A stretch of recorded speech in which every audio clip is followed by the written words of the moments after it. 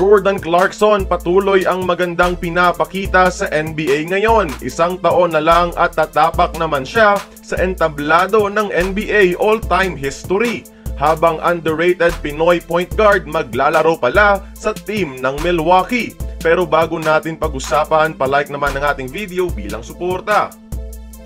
Kamusta mga idol? Anong balita? Kung bago ka pa lang dito, i-click mo na ang subscribe at ang notification bell para maging updated ka sa ating mga uploads.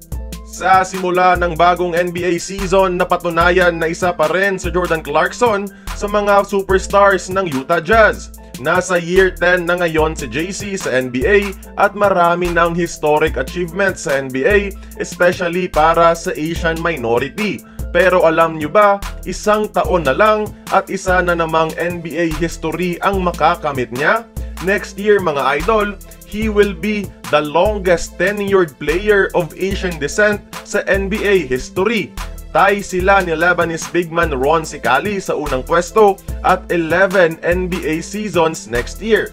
Di lang basta-basta dahil each season, productive numbers ang ginagawa ni JC. It goes to show na always a valuable asset itong si Clarkson sa NBA. Samantala, di masyadong nabalita pero Pinoy point guard Kehei Clark maglalaro sa team ng Milwaukee sa NBA. Bago ang preseason ay nakapirma pala siya ng training camp deal sa Bucks pero after 1 week ay winave din sila ng kupunan.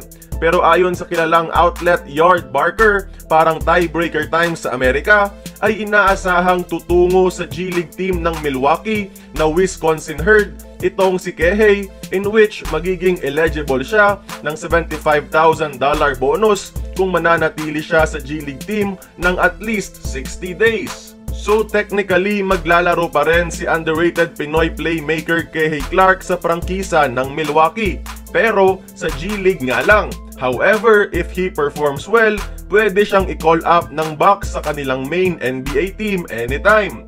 Di masyadong napag-uusapan tong si Kehei sa mainstream Pinoy sports media, pero he is slowly making progress towards his NBA dream despite being 5'9" only. Kaya kayo mga idol, tingin nyo, makatungtong kaya ng NBA itong si Kehei?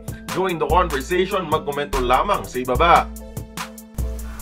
Kung nagustuhan mo ang ating video, please like, share, and subscribe. I-follow mo na rin ang ating social media platforms for more exclusive sports content. Until then, this has been Courtside Buckets. See you on the next one.